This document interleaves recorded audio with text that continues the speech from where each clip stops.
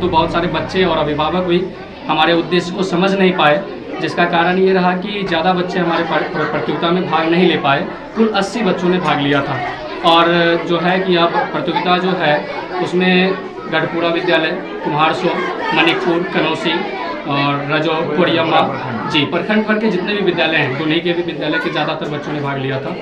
तो इनमें से जो है हम लोगों ने सिलेक्ट किया जो भी बच्चे अपना परफॉर्मेंस जिस स्तर का था। अंजलि कुमारी, किस स्कूल से आए? तक्षशिला विद्यापीठ। क्या क्या सर भाग लिए थे? कैसा सब्जेक्ट था उसमें? कैसा क्वेश्चन था? उसमें सारा सब्जेक्ट लगभग था।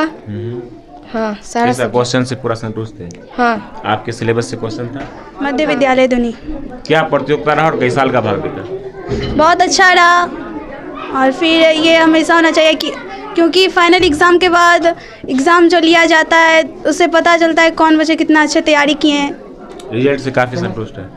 हाँ। उसमें ऑल विषय था, सिलेबस था। और कैसा क्वेश्चन कैसा था उसमें? क्वेश्चन एकदम इजी था, मतलब जैसे अगर पूरा जो सिलेबस पढ़ा होगा उससे पूरा ही क्वेश्चन बन जाएगा। आपके सिलेबस से ही क्वेश्चन था? यस।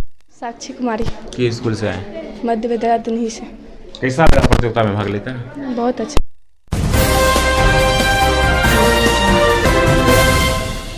जी नमस्कार, स्वागत करते हैं आपका नया बिहार 24 पर। मैं हूं आपके साथ प्रफुल्ल कुमार और अभी हम आए गढ़पुरा प्रखंड क्षेत्र के एमर्स कोचिंग सेंटर धुनी में और दो स्कूल क्षेत्र में ये कोचिंग सेंटर है। यहाँ के शिक्षक एक प्रतियोगिता करवाए थे पिछले 5 तारीख को। उसका क्या रिजल्ट आया है और छात्रों का कैसा प्रदर्शन रहा है, क्या छात्र कर पाए हैं, वो आज सर्टिफिकेट भी देंगे, उनको पुरस्कृत भी करेंगे। और जो इनका एक स्कीम चल रहा है कि हम किस तरह से बच्चों के शिक्षा के क्षेत्र में बच्चों को आगे बढ़ा पाए और बच्चों को मुफ्त शिक्षा दे पाए जो बच्चा पढ़ना चाहते हैं, ताकि उनके कहते हैं कि शिक्षा शेरनी का एक दूध होता है, जो पीता है वो दहाड़ता है, ताकि उसको पढ़ने में पैसा बाधा नहीं बने। आइए हम डायरेक्ट सर से बात करते हैं। सर, क्या नाम हुआ और अपना परिचय? जी, सबसे पहले मैं आपके मीडिया के सभी ऑडियंस को धन्यवाद कहना चाहूँगा और सभी को मेरी तरफ से नमस्कार। मेरा नाम आनंद कुमार हुआ और मैं एमर्स कोचिंग का फाउंडर एंड डायरेक्टर हूँ। सर, क्या प्रतियोगिता करवाए थे और क्या कुछ बच्चों का रिजल्ट? जी, बीते दिनों 5 मार्च को जो है हम लोग एक परीक्षा आयोजित करवाए थे जिसमें प्रखंड भर के बच्चों का प्रतियोगिता था। और इसमें जो है प्रखंड भर के विद्यालय के लगभग सभी बच्चों ने भाग लिया, जिसमें जो है यह प्रतियोगिता मुख्य रूप से 7, 8 और 9th के बच्चों का था, जिनका अभी सेशन खत्म होगा, जो अब एक्सटेंड करके 9th, 10th और 8th में जाएंगे। उन बच्चों में से जो है हम लोग कुल 30 बच्चों को चयन करने का प्रयास किए थे, लेकिन प्रतियोगिता में बच्चों का प्रदर्शन ऐसा रहा कि मुझे उस उद्देश्य से हट करके 35 बच्चों का सिलेक्शन करना पड़ा, क्योंकि बहुत ही मेधावी छात्र हैं हमारे क्षेत्र में। और मेरा मूल उद्देश्य था कि इस संस्था में वैसे बच्चों को हम लोग निःशुल्क शिक्षा प्रदान कर सके जो हमारे क्षेत्र के मेधावी बच्चे हैं, परंतु पैसे के अभाव में अपनी पढ़ाई पूरी नहीं कर पाते हैं। तो हम लोगों ने सोचा कि क्यों ना अपने कोचिंग के बैनर तले एक प्रतियोगिता आयोजित करवाया जाए, जिसमें क्षेत्र भर के बच्चों को पार्टिसिपेट करने का मौका दिया हम लोगों ने। और इसमें जो है 7, 8 और 9th के तीनों क्लास से जो है 10-10 बच्चों को हम लोग सेलेक्ट करने का प्रोग्राम बनाए थे, जिसमें से कुल मिलाकर के हम लोग 35 बच्चों को सिलेक्ट किए। मेरा उद्देश्य था कि इस प्रतियोगिता में भाग लेने वाले जो बच्चे होंगे उसमें से जो तीनों क्लास के फर्स्ट रैंकर होंगे, प्रथम स्थान पूरे प्रखंड भर में जो प्राप्त करेंगे, उनको हम लोग कुछ पुरस्कार और सर्टिफिकेट के साथ पूरे साल अपने संस्था में निःशुल्क शिक्षा प्रोवाइड करवाएंगे। उसके बाद जो है जो सेकेंड रैंक प्राप्त करेंगे उनको जो है हम लोग 6 माह पुरस्कार और सर्टिफिकेट के साथ 6 माह निःशुल्क शिक्षा प्रदान करेंगे। इसके अलावा जो थर्ड रैंकर होंगे उनको हम लोग 3 माह निःशुल्क शिक्षा प्रदान करेंगे। इसके अलावा जो तीनों क्लास के जो 7-7 बच्चे बच जाते हैं उनको मिलाकर के जो 21 बच्चे होते हैं, अब तो वो 35 में से वो बढ़ जाएगा, तो उन बच्चों को हम लोग प्रोत्साहन के तौर पे 1 माह जो है निःशुल्क शिक्षा प्रदान करेंगे। और इसके अलावा जितने भी बच्चों ने हमारे एग्जाम में पार्टिसिपेट किया था सबको कुछ ना कुछ पुरस्कार दे करके उनका हौसला बढ़ाने का काम करेंगे। कुल कितने बच्चे प्रतियोगिता में भाग लिए थे और बच्चे कहाँ थे? जी, मैं बताना चाहूँगा कि हमारा ये पहला प्रतियोगिता था और हम लोगों का प्रयास, हम लोगों ने मेहनत किया, परंतु बहुत सारे बच्चे और अभिभावक भी हमारे उद्देश्य को समझ नहीं पाए, जिसका कारण ये रहा कि ज़्यादा बच्चे हमारे प्रतियोगिता में भाग नहीं ले पाए। कुल 80 बच्चों ने भाग लिया था। और जो है कि अब प्रतियोगिता जो है उसमें गढ़पुरा विद्यालय, कुम्हारसो, मणिकपुर, कनौसी और रजो, कोरियम्मा जी प्रखंड भर के जितने भी विद्यालय हैं, उन्हीं के भी विद्यालय के ज़्यादातर बच्चों ने भाग लिया था। तो इनमें से जो है हम लोगों ने सिलेक्ट किया जो भी बच्चे अपना परफॉर्मेंस जिस स्तर का था। रिजल्ट से कितने संतुष्ट हैं, बच्चों का क्या प्रदर्शन रहा है और क्या कुछ जी, मेरा उद्देश्य था कि हम लोग ज़्यादा से ज़्यादा मेधावी बच्चों को चयनित कर पाएँ, लेकिन कम बच्चे पार्टिसिपेट करने की वजह से जो है हम लोग जो वो क्राइटेरिया लेके चले थे कि 90+ मार्क्स वालों को हम लोग चुनेंगे, वो तो नहीं हो पाया। परंतु जो भी बच्चे हमारे पास प्रतियोगिता के माध्यम से सिलेक्ट होकर आ रहे हैं बहुत ही मेधावी हैं और मैं उनके उज्जवल भविष्य की कामना करते हुए मैं उनको अपनी संस्था में उनका स्वागत करता हूँ और पूरे साल उनको निःशुल्क शिक्षा के लिए।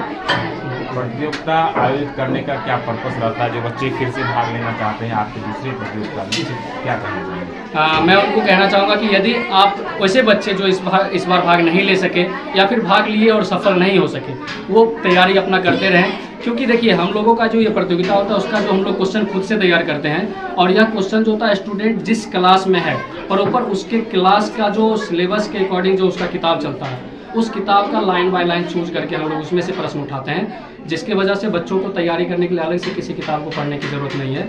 और मैं उनको कहना चाहूँगा कि आप अपनी क्लास की अच्छे से तैयारी करें ताकि अगले साल हमारे प्रतियोगिता में सेलेक्ट होकर के आएँ और हमारा संस्था उनको हमेशा स्वागत करे। लास्ट में ये बता दीजिए कि जो प्रतियोगिता ली उसमें सवाल किस तरह से था, ऑब्जेक्टिव सब्जेक्टिव? जी, 100 सवाल थे और 100 का 100 ऑब्जेक्टिव सवाल था और जितने भी सिलेबस में किताब होता है, जितना भी विषय होता है, मैथ, साइंस, सोशल साइंस, उसमें जो है हम लोग इंग्लिश को प्रीफर नहीं दिए थे, इंग्लिश को प्रायोरिटी ना देते हुए इंग्लिश को साइड किए थे और इंग्लिश के अलावा जितने भी सब्जेक्ट होते हैं सबको हम लोगों ने इसमें क्वेश्चन के तौर पर दिया। इंग्लिश हम लोगों ने इसलिए नहीं दिया क्योंकि मैट्रिक तक के बच्चों का ही हमें चयन करना था और बिहार बोर्ड भी मैट्रिक के बच्चों का इंग्लिश का मार्क्स नहीं जोड़ता है, तो हम लोग सोचे कि हमारे क्षेत्र के बहुत सारे बच्चे इंग्लिश में कमज़ोर भी होते हैं, तो हम लोगों ने इंग्लिश को प्रायोरिटी ना देते हुए थोड़ा सा साइड किया उनको और हिंदी, संस्कृत, विज्ञान, गणित और सामाजिक विज्ञान से सवाल। आपको भी बहुत बहुत बधाई। इस क्षेत्र में एक सुदूरवर्ती क्षेत्र में जो है न्यूज़ कवर करने के लिए आए, इसके लिए बहुत बहुत बधाई। सर, शिक्षा का कहीं भी कुछ हो, कोई भी प्रतियोगिता वहाँ पहुँच जाते हैं? बिल्कुल, हम तो शिक्षा से जुड़े हुए हैं और एक शिक्षक जो है वो शिक्षा के क्षेत्र में अगर कहीं भी किसी भी तरह का प्रोग्राम होता है तो वहाँ जाना उनके लिए अनिवार्य होता है, क्योंकि शिक्षक मूल रूप से जो है बच्चों को शिक्षा प्रदान करने के लिए होते हैं। बच्चों के अंदर एक सही संस्कार, एक भारतीय संस्कृति जो है उसके अंदर डालने का प्रयास करते हैं। सर, जिस तरह से प्रतियोगिता आयोजित किया गया उसको लेकर क्या कहेंगे? अभी जो एमर्स के द्वारा जो प्रतियोगिता आयोजित किया गया इसके फाउंडर जो हैं आनंद कुमार हैं। आनंद कुमार हमारा छात्र भी रहा है और जो है शुरू से ही ये सामान्य है लेकिन प्रतिभावान था और जो है इसके द्वारा जो अभी जो यहाँ प्रखंड क्षेत्र यानी पूरे प्रखंड में गढ़पुरा प्रखंड के तमाम सरकारी स्कूलों से जितने भी बच्चे थे उसको सिलेक्ट करके और उसके लिए एक प्रतियोगिता परीक्षा का आयोजन करवाया गया। उस परीक्षा के माध्यम से फिर जो है बच्चे का चयन किया गया। जिस बच्चे के अंदर टैलेंट था, जो प्रतिभावान थे, उन बच्चों को जो है निःशुल्क शिक्षा प्रदान करने के लिए यहाँ जो है एक ऑफर मिला है। सर, जो आपके यहाँ से छात्र निकल कर जाते हैं सर, उसको भी यही मोटिवेट करते हैं क्या कि तुम भी शिक्षा ही जाकर दो? बिल्कुल बिल्कुल, हम लोग जो है ये कहते हैं बच्चों को कि कभी भी बैठिए नहीं, ठीक है। आप अगर यानी पढ़ाई कर रहे हैं तो पढ़ाई को जीवन में इस तरह से उतारिए, पढ़ाई का उपयोग आपके लाइफ में होना चाहिए।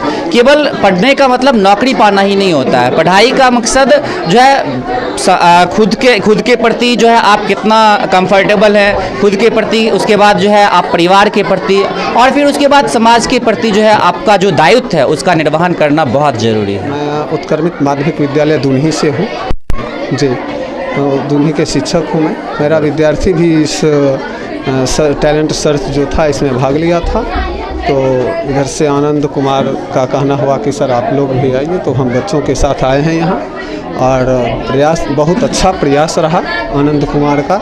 इस तरह का जो है आयोजन निश्चित रूप से होनी चाहिए, क्योंकि इसमें बच्चा जो है अभी से ही प्रतियोगिता के दौर में जो है शामिल होगा, इसलिए हम लोग यहाँ आए हैं और जो होगा देखा जाए। मैं उत्क्रमित +2 माध्यमिक विद्यालय दुन्ही से आए हुए हैं। सर, आपके स्कूल के भी बच्चे भाग लिए, क्या कहेंगे होता है तो?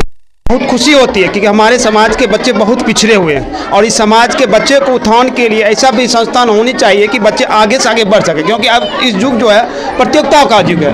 लोग अभी आगे बढ़ना चाहते हैं, जब तक कोई ऐसा कार्य नहीं कर पाएंगे, आगे नहीं बढ़ पाएंगे तो हमारे समाज के लोग भी पीछे हो जाएंगे। और मैं इस समाज से जुड़े हुए, आनंद बचपन से ही बहुत ही लायक बच्चे थे और हम उसको पढ़ाए हुए थे। उसको लगा कि हम ऐसा काम करें जो हमारे समाज के जो बच्चे पिछड़े हैं वो आगे बढ़े।